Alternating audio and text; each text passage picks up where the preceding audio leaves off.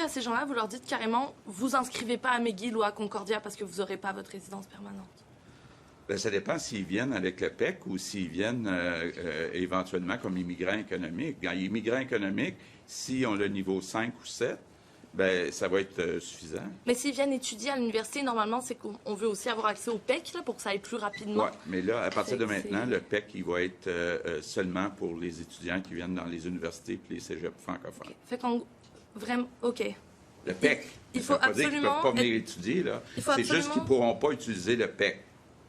OK, même s'ils sont diplômés à McGill, même s'ils savent parler français, ils ne peuvent pas utiliser le PEC. Non. Olivier. C'est pas ça qu'on a dit. Ils vont pouvoir utiliser le PEC s'ils peuvent nous montrer qu'ils ont fait 3 ans d'études à temps plein au secondaire ou au post-secondaire pour utiliser le PEC diplômé s'ils ont pris un cours qui était donné essentiellement en anglais. Est-ce que vous n'avez pas peur que ce soit problématique pour les universités anglophones de Montréal, par exemple? Pour les inscriptions? L'attractivité des universités montréalaises va demeurer.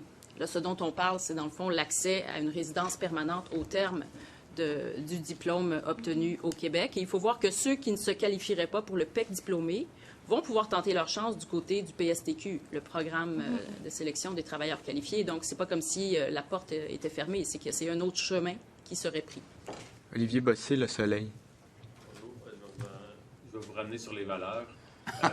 Est-ce que... Non, vous voulez me ramener dans la campagne électorale? Ouais. Non, mais est-ce que pour vous,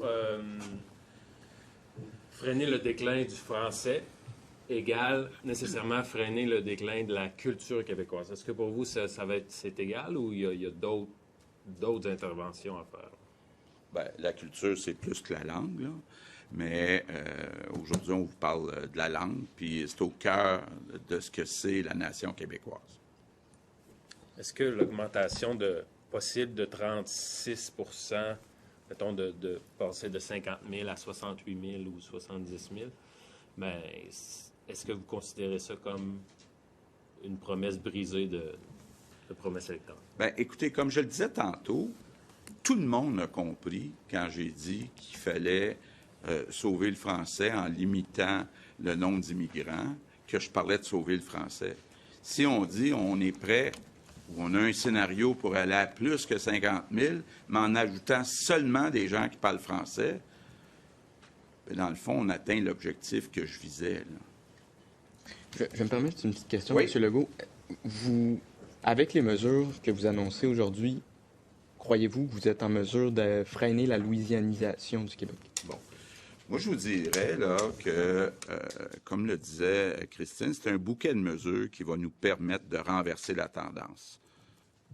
Plus de cours de français, création de francisation Québec, la loi 96, l'immigration permanente, éventuellement des gestes concernant l'immigration temporaire, éventuellement des gestes que Jean-François va annoncer en éducation, en enseignement supérieur, en culture, parce que très important, là, même pour les jeunes Québécois francophones actuels, d'avoir une disponibilité de produits culturels en français au Québec disponible. Très, très, très important, parce qu'on le sait, il y a beaucoup de jeunes qui consomment de la culture en anglais.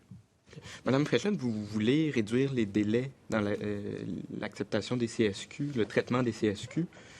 Comment vous allez faire? Parce que jusqu'à maintenant, c'est difficile de réduire ces délais. Bien, c'est sûr que c'est en collaboration avec le fédéral, hein, cet engagement-là qu'on a. Donc, nous, on s'engage en fait à ce que les CSQ soient délivrés là, pour les travailleurs qualifiés en une période de 6 mois. Actuellement, notre moyenne est de 50 jours. Donc, déjà, on est, je dirais, au fil d'arrivée. On va maintenir ça, puis si on peut améliorer notre score, on va le faire. Du côté fédéral, bien sûr, il va falloir qu'ils entrent dans la danse. Donc, on va continuer à mettre de la pression sur le fédéral pour qu'il y ait une immense amélioration là, du côté des délais d'attente à IRCC. Okay. Une petite dernière question pour Alexandre Duval, Radio-Canada. La portion du français, je la comprends. Ce sur quoi je m'interroge, c'est plus sur la capacité d'accueil sur laquelle vous nous avez dit à répétition qu'elle était atteinte au Québec. Qu'est-ce qui fait en sorte qu'en vertu du scénario à 60 000 et plus, finalement, on s'aperçoit que la capacité n'était peut-être pas atteinte ou ne l'est peut-être pas? D'abord, il y a une partie des immigrants dont on parle qui sont déjà sur le territoire québécois. Deuxièmement, on parle d'un plan sur 4 ans, jusqu'en 2027, là, Puis France-Hélène a un mandat de faire exploser le nombre de logements et de résidences au Québec. Donc, il y a aussi le fait que ça se passe sur un certain nombre d'années. Mais c'était déjà le cas au moment où on avait ces discussions-là l'année dernière, où on savait que beaucoup de ces personnes-là, travailleurs, étudiants, étaient déjà sur le territoire du Québec. Donc, qu'est-ce qui vous a fait changer d'idée sur le fait que la capacité d'accueil, finalement, est plus grande que 50 000? Bien, il y a toute la question là, de la connaissance du français. Parce que quand je posais des questions sur le seuil de 50 000, puis que je parlais de la survie, je parlais de la survie du français. Donc, à partir du moment où les gens sont déjà ici, ont déjà des services, puis que là, on peut s'assurer qu'il y a une connaissance du français, bien là, c'est gagnant. On va passer en anglais. Philippe Autier de Gazette. Good afternoon. Good afternoon. Question for Madame Frechette. If I understand you right, with the PEC program, only students will be allowed, they'll only be allowed to go to Francophone universities and cégeps. And everyone knows the PEC program is used to facilitate immigration into Quebec.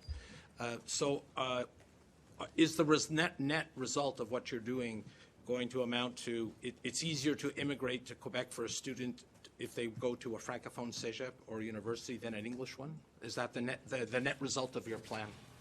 Thank you. Just to be more precise, it is the language in which the program will be given that will be of importance for us. Is it an Anglophone or a Francophone university, but rather is the program the person has studied in was given in French or another language, I suppose, English.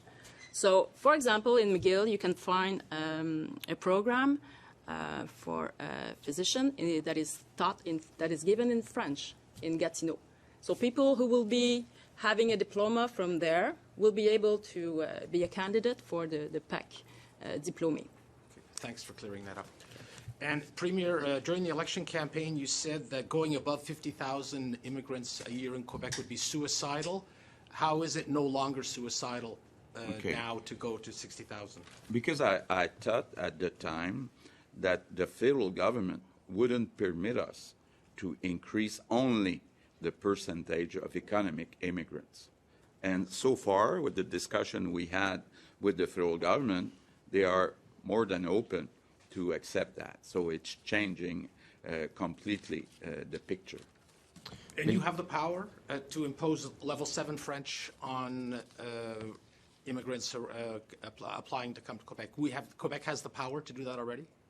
Yeah, of course. We have it already for the PEC diploma. Therefore, we will extend that power to other type of programs, but it is a requirement that we are able to implement if we want to. Yeah. Mélissa François, CBC. Can you elaborate on why is it important for you, for your government, to increase those French requirements? Because unfortunately, since many years now, we see year after year the percentage of Francophones in Quebec decreasing. In fact, on the island of Montreal, we're now at 48% of Francophones at home. So I think if we want to make sure long-term that we still speak French in Quebec, it's important that we stop this decrease and start seeing an increase in the percentage of Francophones. You presented 2 scenarios today. Do you have a favorite one, a preferred one? Or? No, I want to first hear about the experts and see what these experts, what they think about the 2 scenarios. We can see that with the scenario where we increase the number, it looks like we can increase in total the percentage of people speaking French to 75% instead of 70%. But still, these are projections, so I would like to listen first to the experts before taking the decision. Dan Spector, Global.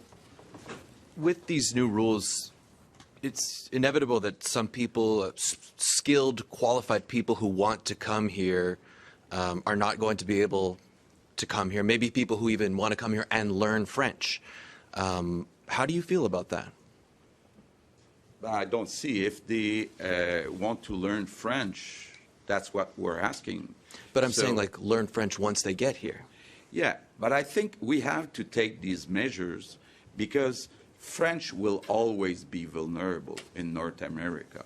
And I remember René Lévesque saying that we would prefer to see people choosing French. But at the same time, I cannot accept to see the percentage of Francophones decreasing like we're seeing right now. How are you going to alleviate the concerns of the business community? I think that first we'll make sure that we have more and more people with the right diplomas. And second, I think that even to work, it's important that people that they know French in Quebec in order to speak with the other workers. Matt Grillo, CTV. Good afternoon. Mr. Legault, I'm just wondering, it sounds as though you have certain concerns about people's good faith in learning French once they get here. Why is that? But it's a question of facts. When we look since last 10, 15, 20 years, we see that the percentage of people speaking French is decreasing. So we have to do something. And I think it's important that we request that they speak French before being accepted. So if somebody comes from another province, studies in medicine at McGill, speaks some French or is willing to learn some French, but maybe is not fully fluent, they shouldn't be fast-tracked through PEC? But they will, if they are coming from another province, they will already be a citizen. So there's no issue. Okay. And then, so they would have to be coming from another, I guess, another country if they're coming from the U.S.? Yeah. Okay, It's so different if they come from Ontario or if they come from New York, yeah, of course. okay, but we wouldn't want to fast-track them to help out the healthcare system?